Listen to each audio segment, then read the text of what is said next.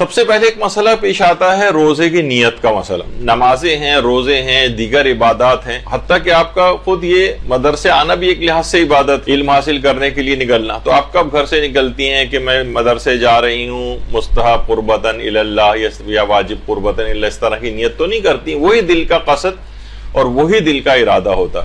حتیٰ کہ مسئلہ فقہ یہ ہے کہ ان الفاظ کا زبان کے اوپر دہرانا ضروری نہیں ہے، بلکہ دل میں گزارنا بھی ضروری نہیں ہے. یعنی اگر کوئی آپ سے پوچھے، اصلاً وہ نیت نہیں ہے. عام طور پہ آپ کہاں 3:30 بجے صبح کو اٹھ کر اور کوئی چیز کھاتی پیتی ہیں اور پورا اہتمام سے، تو الگ سے نیت کرنے کی کیا ہے؟ یہی تو نیت ہے. ورنہ آپ کیوں اٹھی ہوئی؟ کوئی پوچھے بھائی آپ یہ 3:30 بجے اٹھ کے کیوں یہ سب کچھ کھا پکا رہی ہیں، تو آپ یہی کہیں گے بھائی آج رمضان کا روزہ رکھنا ہے، بس یہی نیت. کوئی ہاں بالکل ہی ہکا بکا ہو جائے اور کہے کہ ارے پتہ نہیں میں کیوں اٹھی ہوئی تھی، اور اس کو کچھ پتہ ہی نہ چلے، تو پھر کہا جائے گا کہ ہاں اس کی تو کوئی نیت ہی نہیں.